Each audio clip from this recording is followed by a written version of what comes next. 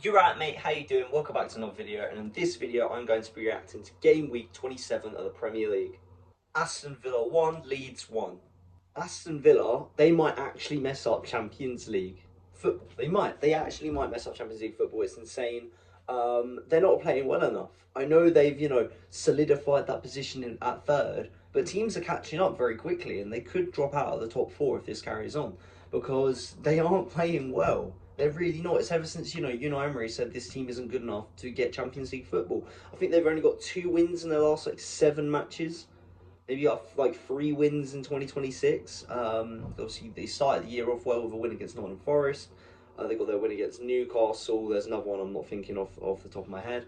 But they're drawing a lot of games, and they drew again in this game, and they deserve to lose. Genuinely, I thought Leeds were going to win, and I know Leeds, they've been better than they started the season. Leeds have performed very well. I mean, that first goal, is it a Martinez mistake? He thought the ball was going to come in for the cross, and then Stash just smashes it into that top corner from the free kick. But then Leeds are having chance after chance after chance, and Nemecha couldn't score a header, or they had shots that were saved or just wide of the post. And obviously, maybe they got a bit lucky that Ollie Watkins' goal was offside. Ollie Watkins was poor all game. He's really fallen off form lately. I mean, he started the season poorly, had a nice little purple patch, and now he's performing pretty shocking again. But then luckily, late at the game, Tammy Abraham scores to equalise. What is this? How we're going back years and years when Tammy Abraham used to score in the Premier League. It's mad. It's absolutely mad. So yeah, a 1-1 draw, and genuinely Villa are lucky to draw this game 1-1. But Leeds, this isn't a bad result. You just drew against third place. Leeds aren't going down. We all know it. But yeah, it was a very, very good game in the end. With fair play to Tammy Abraham, it was crazy to see. But was my prediction good? I thought it was going to be a 2-2 draw. I was so close to getting it right. I knew Leeds would get a draw here. Genuinely, I knew that they weren't going to lose away from home as well. I had confidence in Leeds. And yeah, I got the scoreline wrong, but I'll tell you what, not bad for a first prediction. Brentford 0, Brighton 2. James Milner's done it. James Milner has broken the record for the amount of matches played. He has surpassed Gareth Barry's record. Fair play to him. And he didn't just do it, coming off the bench. He started the match, and in a dominant win. They won 2-0 Brighton. They played a lot better than Brentford. They deserved the win, and fair play to Milner. He's been around for years and years and years and years, and he finally has broken the all-time Premier League appearance record. Barry still has his record though, because I think James Milner's only 13th with minutes played. He's had more off the bench. Barry has signed 55,000 minutes in the Premier League.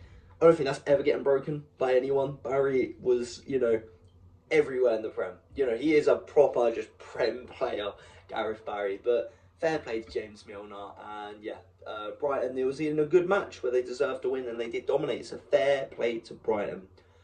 Did I get the prediction right? Nope. I thought it was going to be a 3-1 win to Brentford. I really thought Brentford were going to win. But I still think they're going to get Conference League football. I really do. For some reason, I just want to see Igor Thiago, Damsgaard. I want to see, their defence. I want to see the midfield. Maybe Henderson still. Just in the Conference League, I think it will be so interesting to see. And the underdog story of having the manager come in, who's the set piece coach. They lose, their captain. They lose a bunch of really important players. They lost Mpoemu. They lost their keeper. And then they end up qualifying for Europe because everyone says they're going to get relegated. Everyone thought that they were going to get relegated. And I didn't say that. I was like, no, there's not a chance they're going to get relegated. I don't think they are going to get relegated. I predicted them, I think it was 13th or 14th. They ain't coming 13th, 14th. They're going to get Conference League. Come on, Brentford. I really want it to happen to Brentford. It'll just be, just to prove everyone wrong. Everyone thinks he's going to get relegated and he gets Conference League football. It'll be great. But yeah, what a great game, and well played to James Milner. Chelsea 1, Burnley 1. Get in. Come on, Burnley. Still think you're going down. Still think you're getting relegated. But imagine they escape. Genuinely, if somehow Burnley escape, it's going to be results like this. I don't think they will. I think the start of the season was absolutely horrific, and I don't see them picking up a lot more wins. But you have to see, you've got to take it week by week. But Chelsea, what are you doing?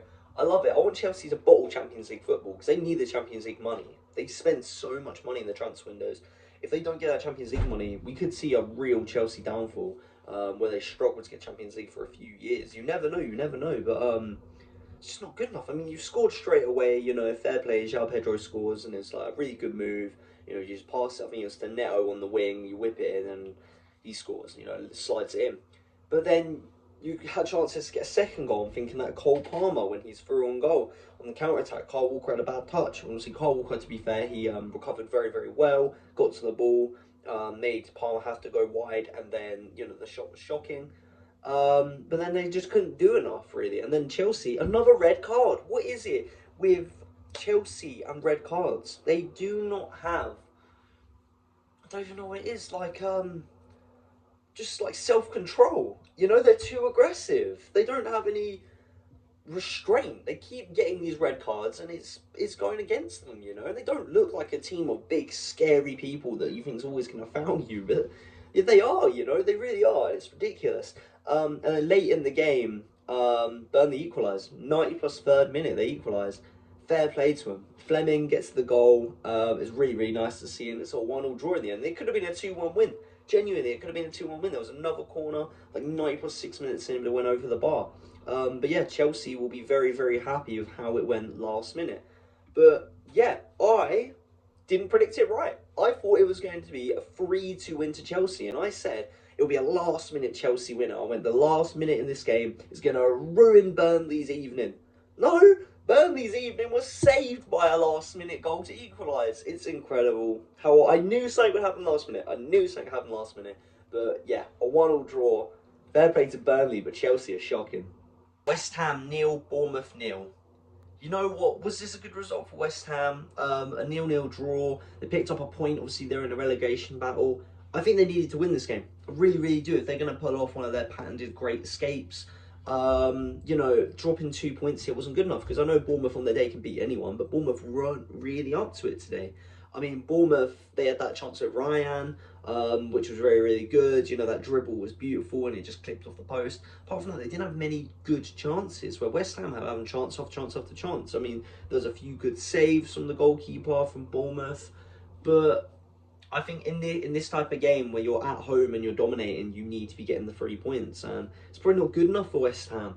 Do I still think they'll stay up? I do. I think they will pull off the great escape. I don't know how they're going to do it, but I reckon they'll only just manage it, even if it's on the final day of the season or goal difference or something insane like that. But yeah, a 0-0 draw. Not much happened apart from just West Ham having shots saved and going wide and whatnot. I mean, that beautiful bicycle kick nearly happened. That would have been incredible to make West Ham go up. But yeah, just nothing happened. No goals. What was my prediction? I thought it was going to be a 2-2 draw. I knew it was going to be a draw. I really, really thought West Ham were going to pull off the draw. But looking back on the game, they probably should have gone more for the draw. Man City 2, Newcastle 1. No, I really thought Newcastle could do something here. Like, watching the game, it was close. It really was. City, they look unstoppable. City are just winning. They don't drop points. It's so annoying. Obviously, O'Reilly, Starman, got 2 goals today. How are Arsenal going to stop City? I'm scared. I'm nervous. I'm panicking. We're going to lose our title. But no, it was a good performance from City. Even though they looked shaky at points, obviously they conceded, making it 2-1. It was a deflection from Hall, but he still scored. And 1-1, I'm thinking, what can we do here? But then it's 2-1. O'Reilly scores a second goal. Haaland, he's looking like Kevin De Bruyne. He's hitting the assists. You think the roles will be switched for that goal? Obviously, O'Reilly's first goal was very good as well. But there's a bit of controversy. I mean, obviously, Newcastle did score at a second, but it was offside. But the player pushed him into an offside position. I guess it's allowed letter of the law, but I don't know if it was a bit dodgy. If you're allowed to do that and teams consistently start doing that, we might need to look into it, and see if that should be allowed. It just felt a bit dodgy, but no, City won 2-1, and it's upsetting. It's disappointing. But I knew it was going to happen. I predicted a 3-1 win to Manchester City. We just knew they were going to win, but the one thing I'll take away, They didn't look the best. They didn't perform at the highest level. They weren't winning 4-5-0. And Newcastle, they put up a good fight, and they're not the Newcastle that they usually are. You know, they're in the bottom 10. They're not even in the top 10. Yeah, realistically, City looked like they could be got at. Obviously, they didn't this game, but hopefully in the next 10 matches in the Premier League, the final 10, the final home stretch, they can drop some points. But Newcastle couldn't do it. Crystal Palace 1, Wolves 0. Crystal Palace are lucky. They are lucky. I mean, I hate Wolves, but Wolves were hard done by. Genuinely, but they've only got themselves to blame. Kind of. I mean, Palace, you know, they had better chances. They were attacking. But Dean Henderson is the real hero, because when Wolves did have chances, and they definitely did, it was save after save after save. You know, I'm thinking the Richards deflection, but then he looped over him. He saved that. He saved a penalty. Yeah, it wasn't the best penalty, but it was still, you know, it's not an awful penalty. He didn't chip it down the middle. He hits into the bottom corner, and it's a really good save. And then Henderson keeps Crystal Palace in it. And then there was a bit of a dodgy red card. You know, he kicked the ball away, but like it went out for a throw, so he went to kick it to do the throw. Like, I think the rule's stupid that you can't kick the ball away and you get a second yellow for that. I think it's absolutely ridiculous. We've had it with Arsenal before. I'm pretty sure Trossard got a second yellow against City before because of that rubbish. I hate it. I hate it so much. I'm even thinking a second yellow in the Champions League for Arsenal years and years ago. You know, it's a stupid rule. It does my head in. But I don't really care because I hate Wolves. But I will say it because even though I don't like Wolves and I want Wolves to get relegated, and I want them to be the worst team in Premier League history because I hate them so much. If that happened to me, I'll be fuming. So I don't think that should be a second yellow. But right at the end of the game, Gussand scores to make it 1-0. Right at the dying minutes of the game, literally subbed on first Palace goal, and he gets the winner to get all 3 points. So yeah, fair play to Crystal Palace picking up these 3 points. I don't think they will get relegated. They're going to be really low in the table. Obviously, their team kind of falling apart at the minute. People want the manager gone, even though the manager won them, you know, the Community Shield, he won them the FA Cup, and obviously a lot of players look like they're going to be leaving as well. It's all going, you know, a bit tits up for the Palace. But yeah, 1-0 win. What was my prediction? I thought it was going to be a 2-1 win to Crystal Palace. I knew Palace would win by 1 goal. I keep getting so close this week, you know, predicting the right amount of goals between the two teams, the right, you know, goal difference, whatever, but just not getting the perfect score. But yeah, good game for Crystal Palace in the end. Nottingham Forest 0, Liverpool 1. What a mad end to this game. Genuinely, I thought it's going to be a draw, 0-0. Poor result for Liverpool. They should really be winning if they want to fight for Champions League football. But maybe, you know, Nottingham Forest need to get the win to escape relegation this season, with a lot of the bottom teams picking up a lot of points now. And, you know, it's 0-0. Then we get the McAllister goal. I'm thinking, yes, you know, something's happened. You know, someone's going to win this game. It's better for the neutrals. It's just better for the Prem. It makes the Champions League race more interesting. It makes the relegation battle more interesting. You know, it's so good for football. And I'm thinking, you know, fair play, McAllister scored. But then he gets disallowed. But the thing is, if it was disallowed fairly, I'll be fine. That shouldn't be disallowed.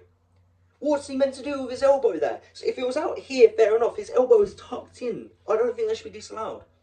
Because you see, other games in the Premier League with the same thing would be allowed. It's not the rules that people hate. It's the inconsistencies. PG, MOL, you know, they are shocking. They're so bad. They're so inconsistent. They change week in, week out, and they're disallowed. And I felt bad for McAllister. He doesn't score often. Just get a last-minute winner. But it didn't matter anyway, so he got the winner in the end, like 2 minutes later. It's incredible to get 2 last-minute winners. I think some people must have, you know, turned the game off after the first VAR check and then gone back and looked at the, you know, the score and thought, was I dreaming that VAR check? You know, what went wrong? It's weird. It's very weird. But yeah, was my prediction good? I thought it was going to be a 3-0 win to Liverpool. I thought they would dominate more, and I thought they would just outclass Nottingham Forest. They didn't really do that, but in the end, they still got the win, so it doesn't matter. Sunderland 1, Fulham 3. The streak has ended again, okay? They lost their last game at home against Liverpool 1-0, and now it just doesn't matter. It seems like it doesn't matter because Fulham's now beaten them away from home. Fair play to Fulham. To be fair, we know Sunderland's not going to go down. We know they weren't going to get relegated. People were talking, can they get Europe at the start of the season? It was never going to happen. There was always inevitably going to have a fall off. especially when, you know, Xhaka went out for a little bit as well, missed a few games. They're still very, very good. I mean, I thought they'll come 20th, Sunderland. And they've surprised a lot of people this season. They really, really have. And the fact that they're even where they are now is very, very impressive. They did a very good business in the transfer window. But yeah, they've lost at home again. It's now 2 times they've lost. But to be fair, for the newly promoted team I thought was going to get 20th, 2 losses with 10 games left, you know, ain't bad. Genuinely, it's not bad at all. But yeah, Jimenez scores a brace first. First goal, header, Jimenez culture. Jimenez, you know, it's what he does. And then he scores a penalty. It was definitely a penalty. You know, they were pulling at his shirt. And then he just slots into the bottom corner. But then Sunderland do make it 2-1. Lefay learned how to take a penalty. Maybe he watched Jimenez's one, you know, maybe he watched some others. He doesn't try to Penenka it down the middle, but it does not matter because right towards the end of the game, Harry Wilson goes on a run, does a very, very good job, passes to Iwobi, and Iwobi scores. I love seeing Iwobi score, ex-Arsenal. I know, you know, he wasn't our greatest player of all time, but it's always good seeing an ex-Arsenal player do well. And Fulham's filled with quite a lot of, you know, ex-Arsenal players. I think of Smith Rowe, I'm thinking of Iwobi, they had Nelson for a little bit, they got Leno. So it's nice to see Fulham do good. It really, really is. And yeah, it was a good 3-1 win for Fulham. What was my prediction? I thought it was going to be a draw. I thought that, you know, oh, it's a one-off. You know, it's a one-off. It was only unlucky against Liverpool, but surely they're not going to lose at home again. No, they did. I thought it was going to be a 1-1 draw. But very, very good result for Fulham. Everton 0, Manchester United 1. You know what? This is what Manchester United's supposed to be. I love Ruben Amorim. I think Ruben Amorim at a different club could work very, very well. But if the players do not like you at Man U, you're out. And they didn't like his system. He tried a system which I think could work very well in, let's say, the Serie A, the 3 at the back. And, you know, maybe he can go to the Serie A, maybe he can go back to the Portuguese league.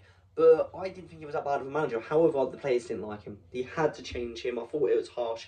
Now I see they did the right thing. Carrick ball is in session. Carrick's class is in session. And the players like playing for him. You can tell it's counter-attacking football. It's what Man U's meant to be. It's reminded me of Ole Gunnar Solskjaer when he was there. Apart from they look better. They look incredible. And this is going to be crazy. They're definitely in the shout for at least 3rd place. Aston Villa do not look the best this season. Especially lately, and they're picking up win after win after win. Genuinely, they're playing really, really well. If they keep winning and Arsenal and City keep dropping points together, who knows? You know, I'm not going to go that far. Obviously, they would have to win, you know, 10 out of 10, easy, and we would have to mess up everything. But they look good, and if they play like this next season, we're in trouble. I mean, it was just a 1-0 win today. You know, the man's had a couple of decent saves, I guess, but Man U looked in control, and how they counter-attack, it's just incredible. That long ball, and then just passing it into Šeško, and Šeško looks like a different striker now. He looks like a different striker. Who would have thought if you just put a big, tall, strong, fast striker in a counter-attacking team, they can get goals. Fair play to Manchester United. They deserve to win this game 1-0. What was my prediction? I thought it was going to be a 3-1 win to Manchester United, but United won't care. That's a good win. Okay, so how good were my predictions in game week 27? I got a really good 7 out of 10 correct results. I was very, very happy with this. I don't usually get that. I usually get either 5 or 6. If we can try and get a little bit more, that's good. However, I got 0 out of 10 perfect scores. So hopefully we can get some more perfect scores next week. But anyways, if you enjoyed this video, please like and subscribe. And I'll see you next video in a bit, mate.